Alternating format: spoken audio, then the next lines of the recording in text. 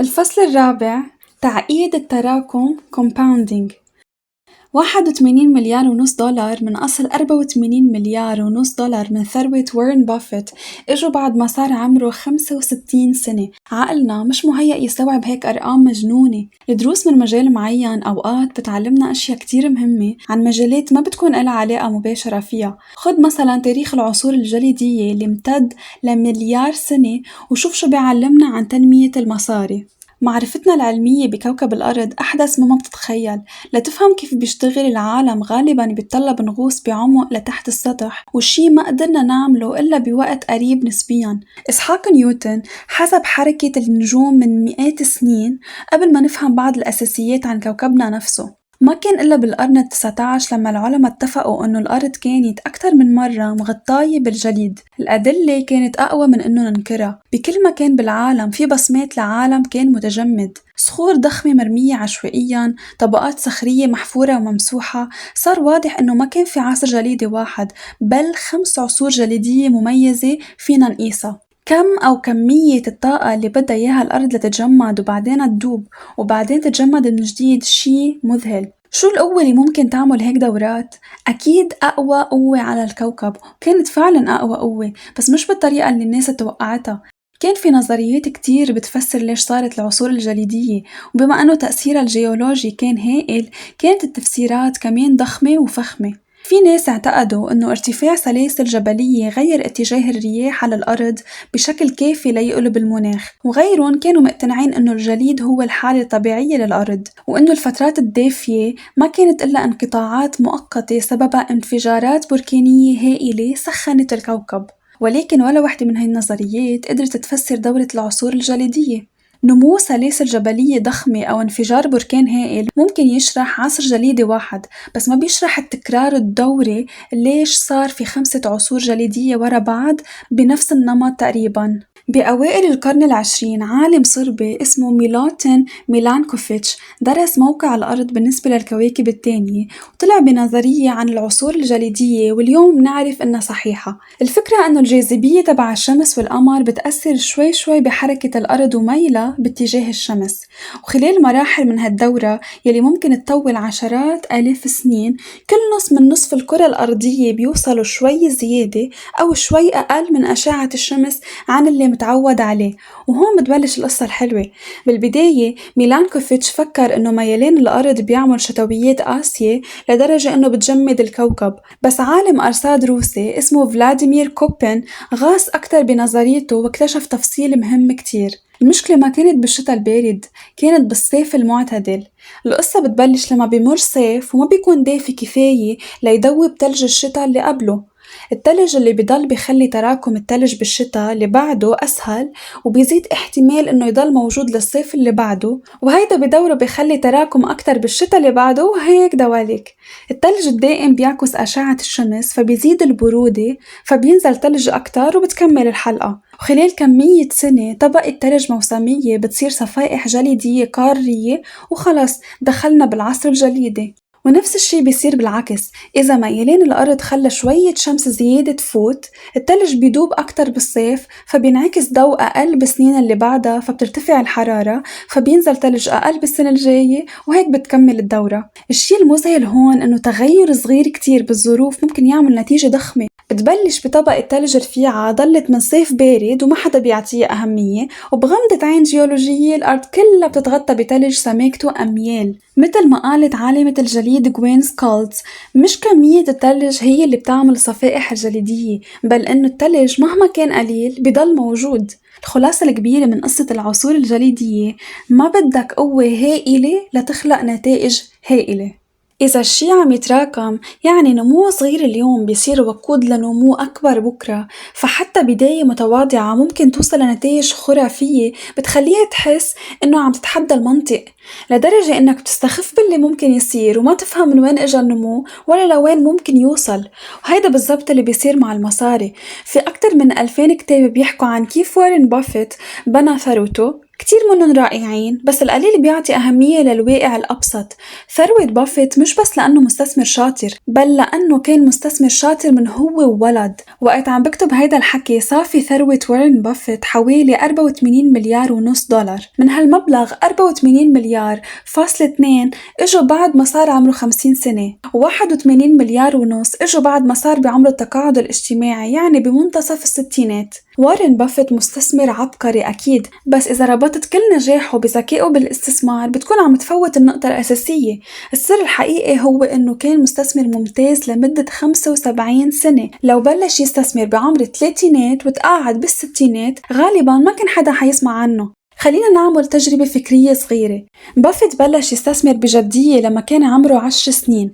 لما صار عمره 30 كانت ثروته مليون دولار، يعني حوالي 9.3 مليون بحساب التضخم. طيب شو كان حيصير لو كان شخص عادي؟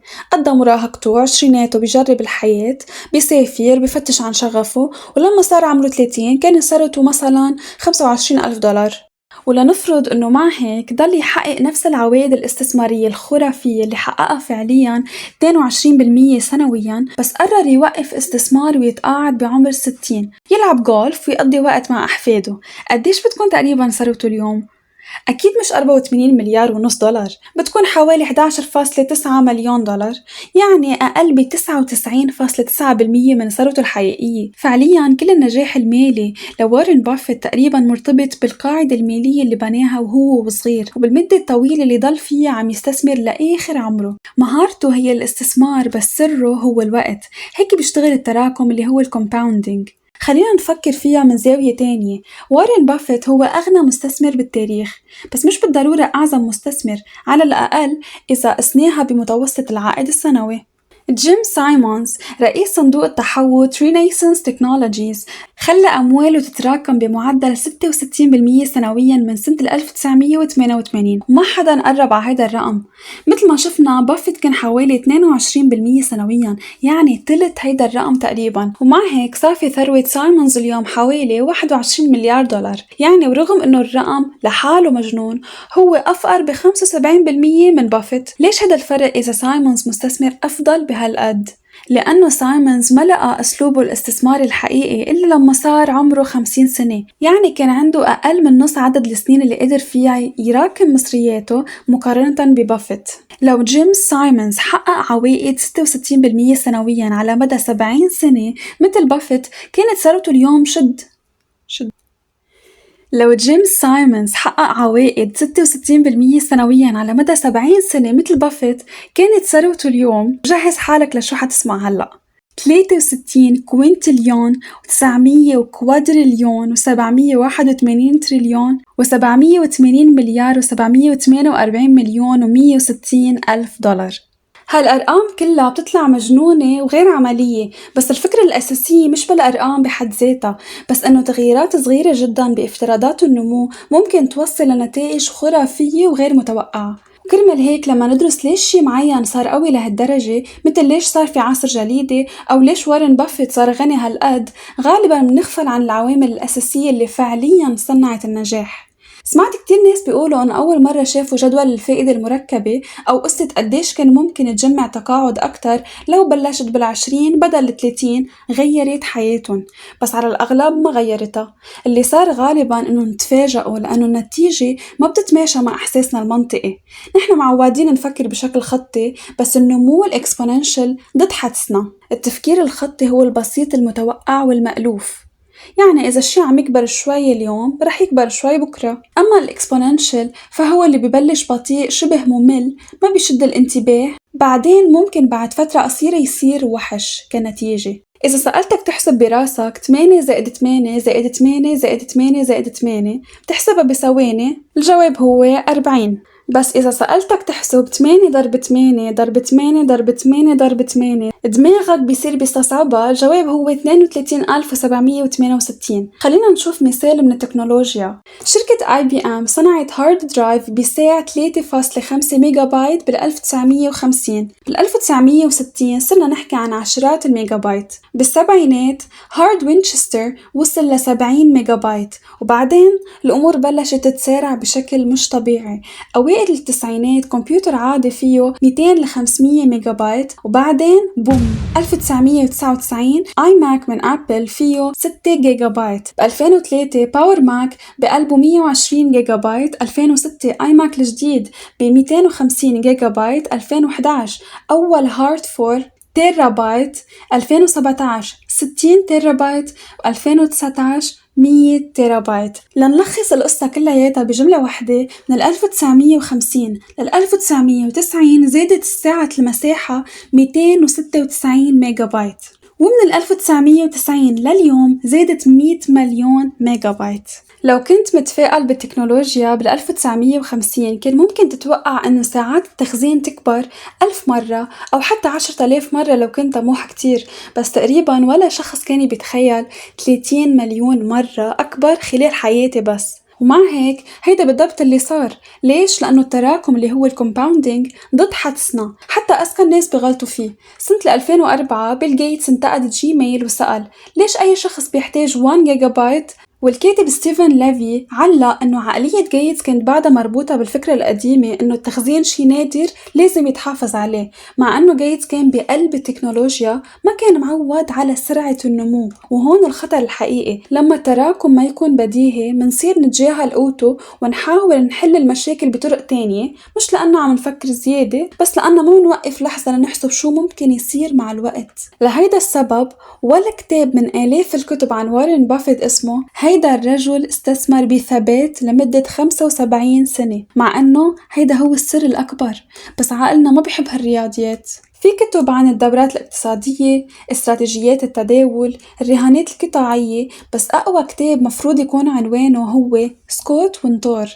صفحة واحدة فيها رسم بياني طويل الأمد للنمو الاقتصادي. خلاصة العملية، غالبا سبب معظم الاستثمارات الفاشلة مش الجهل، بس عدم فهم التراكم.